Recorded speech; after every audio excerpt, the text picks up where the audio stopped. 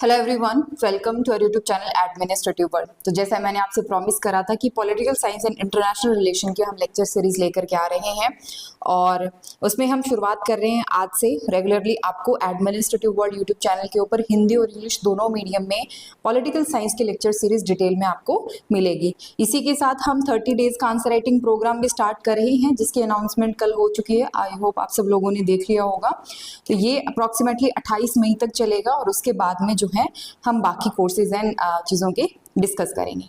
चलिए हम अपने सिलेबस पे वापस आते हैं और डिस्कस करते हैं पॉलिटिकल साइंस में।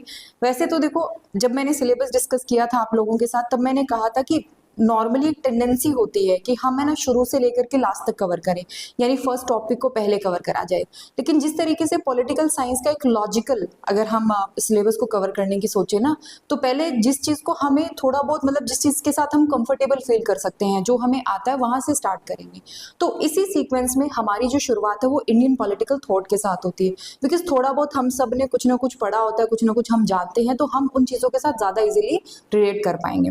तो पहले हम इंडियन पॉलिटिकल थॉट पढ़ेंगे, उसके बाद हम वेस्टर्न पॉलिटिकल थॉट पढ़ेंगे एंड लेटर ऑन हम जो आपके पॉलिटिकल थ्योरी के टॉपिक है उनको कवर करेंगे।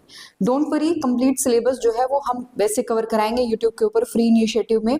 लेकिन इसके साथ ही हमारा पेड कोर्स भी चल रहा है political science and international relation का, यूजीसी नेट के लिए और यूपीएससी के लिए, दोनों के लिए सेपरेट कोर्सेज जो हैं वो ऑनगोइंग है। अगर आप उनके बारे में जानकारी चाहते हैं तो आप हमें कॉन्टेक्ट कर सकते हैं। हमारी कॉन्टेक्ट डिटेल है 98968597 मेरा नाम है मनीषा सिंह और चलिए शुरुआत करते हैं इंडियन पॉलिटिकल थॉट के साथ। कोई दिक्कत नहीं है, आप फर्स्ट टाइम रीड कर रहे हैं, बिल्कुल आप आज से शुरुआत कर रहे हैं, बस बने रहिए, सारे लेक्चर्स को आराम से फॉलो करिएगा और 2-3 महीने जब आप ये सारे लेक्चर्स फॉलो कर रहे हैं रेगुलरली, उसके बाद में आप बताइए कि पॉलिटिकल साइंस में आपकी कितनी कमांड बनी है। चलिए पॉलिटिकल थॉट की बात करते हैं। Political thought means what? दो वर्ड्स हैं, एक पॉलिटिकल और दूसरा क्या है? थॉट। तो थॉट हम सब जानते हैं, थॉट क्या होता है? बेसिकली विचार किसी चीज को लेकर के, हमारा ओपिनियन, हमारा व्यू पॉइंट, तो हमारे थॉट्स हैं। हम किसी चीज को लेकर के क्या सोचते हैं और वो चीज क्या है, वो है पॉलिटिकल। यानी पॉलिटिकली हम क्या सोचते हैं, पॉलिटिक्स के बारे में हम क्या सोचते हैं, पॉलिटिशियंस के बारे में हम क्या सोचते हैं, पॉलिटिकल प्रोसेस के बारे में हम क्या सोचते हैं, और मुद्दा आता है फिर पॉलिटिकल क्या होता है। पॉलिटिकल थॉट तो समझ में आ गया कि अच्छा पॉलिटिकल इश्यूज के बारे में हम क्या सोचते हैं। देखो पॉलिटिकल जो है वो कम्युनिटी से रिलेटेड है। कम्युनिटी के जो शेयर्ड रिसोर्सेज होते हैं, अब कुछ तो हमारी अपनी चीज़ें हैं, कुछ ऐसी है जो हम बाकी लोगों के साथ शेयर करते हैं, जैसे सड़क है, वाटर रिसोर्सेज है, फॉरेस्ट है, वो हम बाकी लोगों के साथ शेयर करते हैं। तो ये जो शेयर्ड रिसोर्सेज होते हैं ना, इनके बंटवारे को लेकर के, इनके जो ऑनरशिप है उसको लेकर के अगर कोई डिस्प्यूट होता है या किस तरीके से वो डिस्ट्रीब्यूट किया जाना चाहिए, तब यहाँ पे पॉलिटिक्स का रोल जो है वो इम्पोर्टेंट हो जाता है। आपको मैं बस एक बार बेसिक अंडरस्टैंडिंग के लिए बता रही हूँ कि पॉलिटिक्स या पॉलिटिकल आपको कहाँ पर चीजें देखने को मिलेंगी। सोसाइटी में एक ऑर्डर बनाए रखने के लिए, ध्यान रखिएगा, सोसाइटी में एक ऑर्डर बनाए रखने के लिए, सोसाइटी के अंदर स्टेबिलिटी मेंटेन करने के लिए और सोसाइटी की प्रोस्पेरिटी के लिए, सोसाइटी के भले के लिए आपका पॉलिटिकल साइंस जो है वो पॉलिटिकल थॉट जो है वो काम करता है। ठीक है, या पॉलिटिकल थ्योरी मान लीजिए, हम क्या सोचते हैं। उसके अलावा पॉलिटिकली जब हम कहते हैं ना it's a political move, it's a political action, तो political means what? Political means you are working towards the welfare of the society, you are working to maintain the order in the society, सब लोग एक साथ रह पाएं। Ultimate purpose क्या है? सब लोग इकट्ठे रह पाएं, और इकट्ठे रह पाने के लिए क्या चाहिए आपको? कोई ना कोई ऐसी एजेंसी चाहिए, कोई ना कोई ऐसी अथॉरिटी चाहिए जो इंश्योर कर सके, जो ये इस चीज़ को सही मतलब एक तरीके से रेगुलेट कर सके कि सब लोग जो है वो अपने हिसाब से काम कर रहे हैं। सो एक साथ जब इतनी सारी जनसंख्या रह रही होती है ना, जैसे इंडिया की पॉपुलेशन की अगर हम बात करें, इट्स अराउंड 150 करोड़, तो बहुत बड़ी जनसंख्या है। यहाँ पर इन सब लोगों को रेगुलेट करने के लिए हमें एक एजेंसी की जरूरत पड़ती है। दैट एजेंसी इज स्टेट, और you can say government. State अपने आप को रिप्रेजेंट करता है गवर्नमेंट के फॉर्म में। तो ये जो स्टेट है, इसी से रिलेटेड जो चीजें, अब स्टेट जो कुछ भी करेगा लोगों को रेगुलेट करने के लिए, जो भी आपकी पॉलिटिकल प्रोसेस होती है, इन सबको हम क्या कहते हैं? पॉलिटिकल वर्ड से ये जुड़े हुए हैं, या ये सारी चीजें पॉलिटिक्स में आती हैं। ये तो हुआ एक बहुत ही ब्रॉड और बहुत ही वेग डेफिनेशन, लेकिन जैसे जैसे हम आगे बढ़ते जाएंगे ये चीजें आपको और भी क्लियर होती जाएंगी। तो क्या कहा गया? इंडियन पॉलिटिकल थॉट बहुत सिंपल है, that how Indians think politically, how Indians think politically. Do we have any kind of political thought? Yes we have. हमारे पास पॉलिटिकल थिंकर्स हैं, बिल्कुल हैं। हमारे पास पॉलिटिकल लिटरेचर अवेलेबल है, बिल्कुल अवेलेबल है। तो इसके ऊपर हमें ध्यान देने की जरूरत है। दूसरा, एग्जाम पर्सपेक्टिव से it's one of the easiest topic to cover. Easiest इसीलिए क्योंकि यहाँ से बहुत ही ना मतलब ऐसे फिक्स्ड टॉपिक है, फिक्स्ड क्वेश्चंस हैं, उनसे मतलब बार बार वही क्वेश्चंस ऑलमोस्ट रिपीट होते रहते हैं। अगर आपने इसको ईमानदारी से कवर कर लिया ना इस टॉपिक का, तो आपके जो मतलब जितना पोर्शन है आराम से उसको आप टारगेट कर पाओगे इंडियन पॉलिटिकल थॉट से रिलेटेड।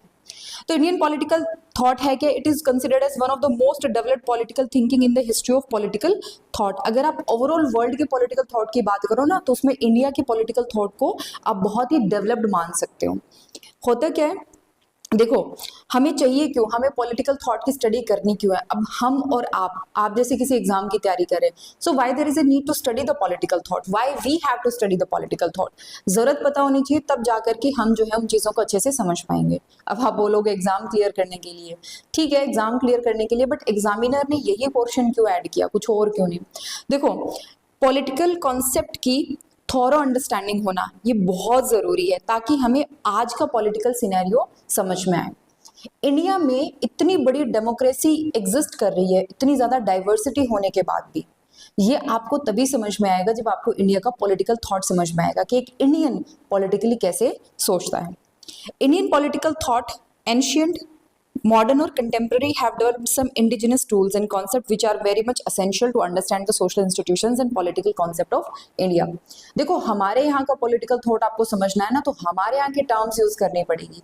आप यूएस या फिर वेस्ट के कॉन्सेप्ट को लगा करके इंडिया के कॉन्सेप्ट को नहीं समझ सकते, इंडिया के सिस्टम को नहीं समझ सकते।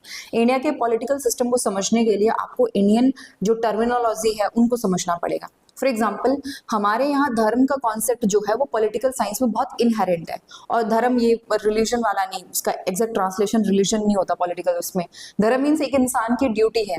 जैसे आपने रामायण महाभारत या अगर कोई पौराणिक स्टोरी सुनी होगी तो उसमें बार बार रेफरेंस आता है कि एक इंसान का ये धर्म होता है, एक ब्राह्मण का ये धर्म होता है, एक व्यापारी का ये धर्म होता है, एक औरत का ये धर्म होता है, एक इंसान का ये धर्म होता है, एक राजा का ये धर्म होता है।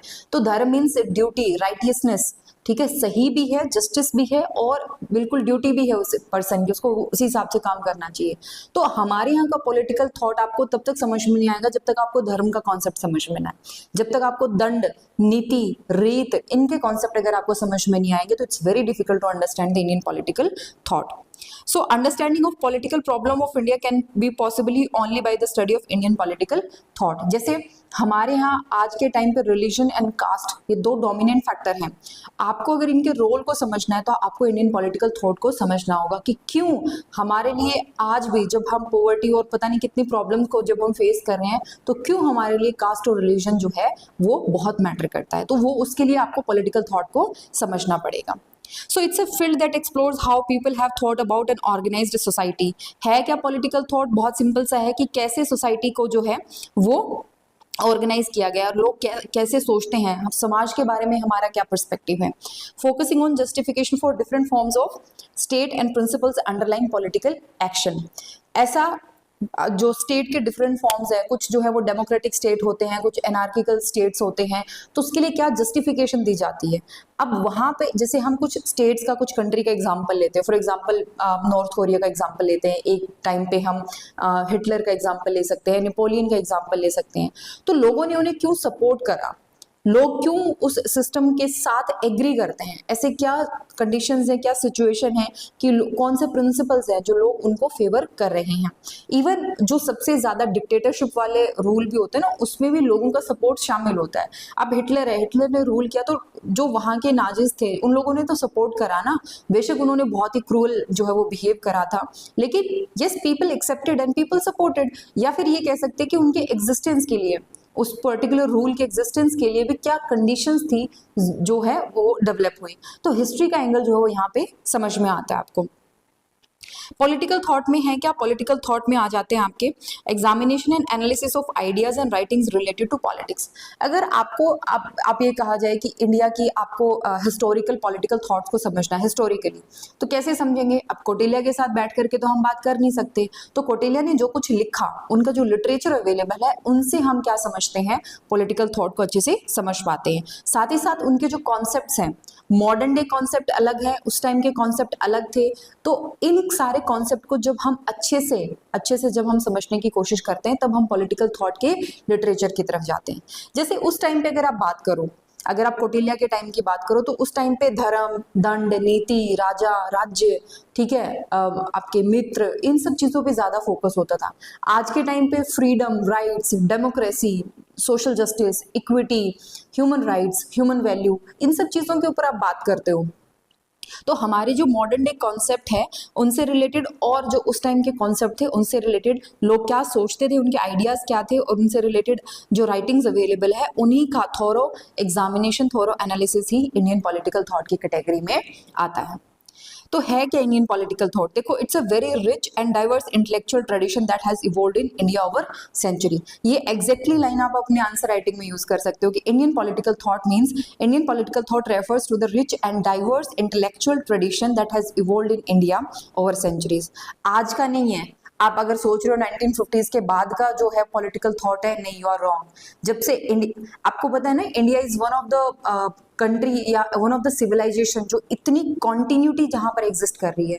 अगर आप इंडस वैली सिविलाइजेशन से लेकर के आज तक की हिस्ट्री उठा के देखो ना, तो आपको पूरी कॉन्टिन्यूटी नजर आएगी। और ये कॉन्टिन्यूटी नजर जो आती है ना, इसमें कहीं ना कहीं हम जिस तरीके से पॉलिटिकली सोचते हैं, उसमें बहुत इंपॉर्टेंट रोल है। इंडिया के अंदर इतनी डाइवर्सिटी है, इतनी डाइवर्सिटी होने के बाद भी इतने सारे लोग मिलजुल के रहते हैं, तो कहीं ना कहीं इसमें हम पॉलिटिकली कैसे सोचते हैं, इसका बहुत important contribution. So Indian political thought is a collection of ideas about how people should live together, how roles should govern and what makes a good society। अच्छा समाज क्या होता है, अच्छा रूल क्या होता है, अच्छा शासन क्या होता है, लोगों को एक साथ कैसे रहना चाहिए, इसको लेकर के हमारे जो व्यू पॉइंट है वो इंडियन पॉलिटिकल थॉट में आते हैं। It has grown over thousands of years. Definitely, it has grown over thousands of years. You can study Indian political thought way back to the Kautilya or before that. आपके जो स्मृति and Shruti literature available है, वेदास, वहां से आपको politically ideas मिलने start होते हैं। Ancient time में आइडियाज लाइक धर्म is duty and righteousness, and रीत इज कॉस्मिक ऑर्डर। ठीक है, जैसे हम उसमें आपने सुना होगा ना, रघुकुल रीत सदा चली आई, प्राण जाए पर वचन न जाई। तो रीत क्या है? रीत that is cosmic order, something that has to be followed. So these were very important. आपको पता है यूपीएससी के प्रीलिम्स में एक बार ये क्वेश्चन पूछा गया था, धर्म और रीत के बीच में फर्क क्या है? ठीक है, तो आई होप अब आपको समझ में आ गया। धर्म इज इंडिविजुअल, ठीक है, मैं क्या रोल परफॉर्म कर रहा हूं या कर रही हूं, उसके हिसाब से धर्म तय होता है। रीत इज फॉर कंप्लीट सोसाइटी, कि ये चीज हो रही है, ये पर्टिकुलर ऑर्डर है that need to be followed, nobody is allowed to disturb that order. तो एंशिएंट इंडिया में ये जो थॉट प्रोसेस है, ये बहुत इंपॉर्टेंट थे। Thinkers like Kautilya and Manu wrote about how king should rule wisely and protect their people. Ancient India की अगर आप बात करो, तो जैसे Manu is considered as the first king, जिनको भेजा गया था। हमारे यहाँ बहुत ज्यादा ये कह सकते हैं जंगल राज आ चुका था, मारकाट बहुत हो रही थी, लोग आपस में झगड़ रहे थे, तब फिर राजा मनु को बुलाया गया, उनको मतलब भगवान ने भेजा यहाँ पे रूल करने के लिए, अपने हमारे यहाँ जो है ऑर्डर मेंटेन करने के लिए। तो मनुस्मृति जो इतना कंट्रोवर्शियल टेक्स्ट है आज के टाइम पे, अगर आप पिछले 2-3 सालों से इंडियन पॉलिटिकल थॉट प्रोसेस को फॉलो कर रहे हैं, मतलब न्यूज वगैरह अगर आप देख रहे हैं, तो आपको पता होगा कि मनुस्मृति कितना कंट्रोवर्शियल टेक्स्ट है। तो ये मनुस्मृति जो है वो हमारे पॉलिटिकल थॉट से काफी जुड़ा हुआ है। Kautilya is way back from the Mauryan empire, जिन्होंने मतलब फाउंडेशन रखी थी, तब से लेकर के हम कौटिल्य के थॉट प्रोसेस से आज भी इन्फ्लुएंस्ड है, राइट। तो इन्होंने क्या बताया? इन्होंने बताया कि एक राजा जो है वो कैसे एक अच्छा रोल इस्टेब्लिश कर सकता है, एक अच्छे समाज में एक अच्छे राजा का क्या रोल होता है। उन्होंने कभी भी ना राजा को एक मतलब अनलिमिटेड पावर नहीं दी, कभी ये नहीं कहा कि राजा जो चाहे वो करे, नहीं, राजा भी धर्म के अंदर आता है, मतलब धर्म ऊपर है, सबसे वो है, मेन है। आपकी ड्यूटी ये सबसे इंपॉर्टेंट है। आप क्या सोचते हो, आपके पास अनलिमिटेड पावर नहीं है। आपको जो अथॉरिटी दी गई है, अथॉरिटी आपके काम के हिसाब से है। ज्यादा अथॉरिटी मतलब ज्यादा काम। देखो, अथॉरिटी एंड रिस्पॉन्सिबिलिटी का कॉन्सेप्ट डेवलप करने में वेस्टर्न थिंकर को बहुत टाइम लगा, मतलब बहुत लेटर ऑन ये चीज डेवलप होती है, और हमारे अंदर ये चीज बहुत पहले से एग्जिस्ट कर रही है। आप राजा हो, राजा इसीलिए हो ताकि समाज में आप नियम कायदे कानून जो है वो ढंग से इम्प्लीमेंट करा सको, इसीलिए नहीं कि आप जो चाहो वो करो। नहीं, एनार्की के लिए आपको पावर नहीं दी गई है। सो तो एंशियंट टाइम में ये चीज बहुत अच्छे से डेवलप हुई। Later on during the medieval period saints and scholars, Sufi saints, bhakti saints और स्कॉलर्स, बहुत सारे स्कॉलर्स जो हैं उन्होंने नए आइडियाज डेवलप करे जस्टिस, इक्वालिटी एंड डिवोशन को लेकर के। देन ब्रिटिश जब आए तो जो इंग्लिश एजुकेशन इंट्रोड्यूस करी गई, फिर इंडियन लीडर्स जो हैं मॉडर्न आइडियाज को लेकर के नई चीजें सीखते हैं, जैसे concept like democracy, representation, liberty, freedom, rights, इन सब चीजों की वो बात करते हैं। And great thinkers like Raja Ram Mohan Roy, Mahatma Gandhi, Dr. B.R. Ambedkar and others work to combine Indian tradition with these new ideas. अगर आपने हिस्ट्री पढ़ी हो तो आपको ध्यान होगा एक पूरा फेज आता है जिसमें रिफॉर्मिस्ट मूवमेंट चलता है, जिसमें इंडिया की प्रॉब्लम को डील किया जाता है। इंडिया की जो सोसाइटी में प्रॉब्लम थी, चाहे फिर वो सती प्रथा हो, विडो रिमैरिज हो, जितने भी इश्यूज थे, इनके साथ हमारे जो रिफॉर्मर्स हैं काम करते हैं और इनको रिफॉर्म करने की कोशिश करते हैं। तो वो कहाँ से इंस्पायर्ड थे? काफी हद तक वो वेस्टर्न आइडियाज से इंस्पायर्ड थे। और एक सोसाइटी अपने आप को टाइम टू टाइम क्या करती है, रिफॉर्म लेके आती है, डेफिनेटली रिफॉर्म लेकर के आती है। तो आपको एंशियंट टाइम में भी देखने को मिलेगा बुद्धिस्ट और जो जैनिज्म मूवमेंट चला था, बुद्धिज्म और जैनिज्म मूवमेंट, ये भी एक प्रकार का रिफॉर्म मूवमेंट ही था। मेडिवल टाइम में भक्ति और सूफी मूवमेंट जो आया है वो भी एक प्रकार का रिफॉर्म मूवमेंट ही है।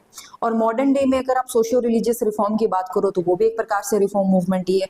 तो वो समाज जो है अपने आप को धीरे धीरे क्या करता है, बदलता रहता है, अप टू डेट रखता है अपने आप को।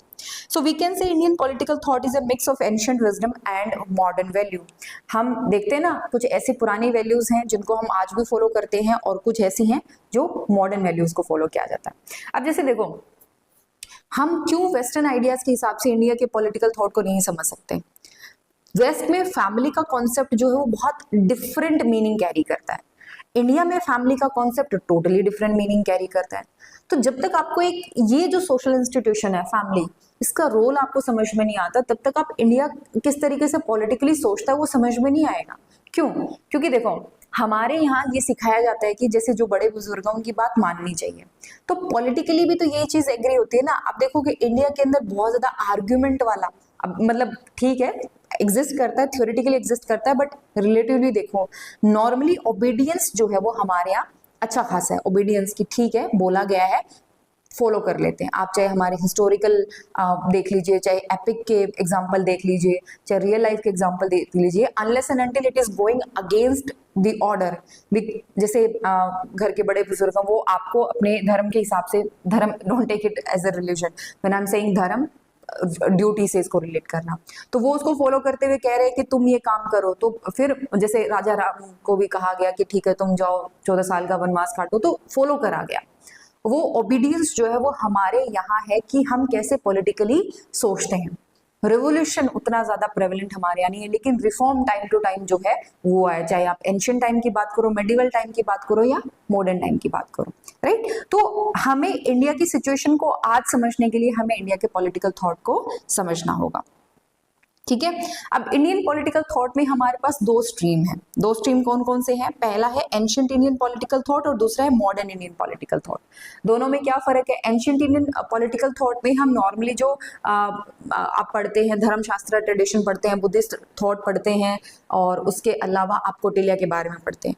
मॉडर्न इंडियन पॉलिटिकल थॉट में जैसे आप Mahatma Gandhi, doctor B.R. Ambedkar, Shri Aurobindo Ghosh, M.N. Roy, sir Syed Ahmad Khan, इनके पॉलिटिकल थॉट, इनके पॉलिटिकल आइडियाज को हम पढ़ते हैं। तो नेक्स्ट लेक्चर में हम एंशियंट इंडियन पॉलिटिकल थॉट के साथ शुरुआत करेंगे और हम जानेंगे एंशियंट इंडियन पॉलिटिकल थॉट में मेनली 3 चीजें इंपॉर्टेंट है। पहला आता है आपका धर्मशास्त्र ट्रेडिशन। धर्मशास्त्र ट्रेडिशन में 2 चीजें आ जाती हैं, एक मनुस्मृति आ जाती है, एक महाभारत है। इसके बाद में हम पढ़ेंगे आपका जो बुद्धिस्ट ट्रेडिशन है, ये बुद्धिस्ट थॉट है, एंड उसके साथ ही हम पढ़ेंगे कौटिल्य के बारे में। कौटिल्य के बारे में हमारा थोड़ा सा डिटेल में डिस्कशन होने वाला है। अच्छा, ये धर्मशास्त्र, बुद्धिस्ट और कौटिल्यन थॉट है, ये है किस पे बेस्ड? पॉलिटिकली। ये देखो, पॉलिटिकल थॉट समझने के लिए आपको हमेशा एक चीज ध्यान में रखनी होगी कि स्टेट और सिटीजन्स का रिलेशनशिप कैसा है, सिटीजन को कैसा माना गया है। ये कहा गया कि मैन बाय नेचर बहुत अच्छा होता है, या मैन बाय नेचर बहुत कनिंग होता है, बहुत चालाक चतुर होता है, या मैन ज्यादा कुछ सोचता नहीं है। ये जो थॉट प्रोसेस है ना, इंसान को लेकर के व्यू पॉइंट है, इससे आपका पूरा पॉलिटिकल थॉट बहुत इन्फ्लुएंस्ड होता है।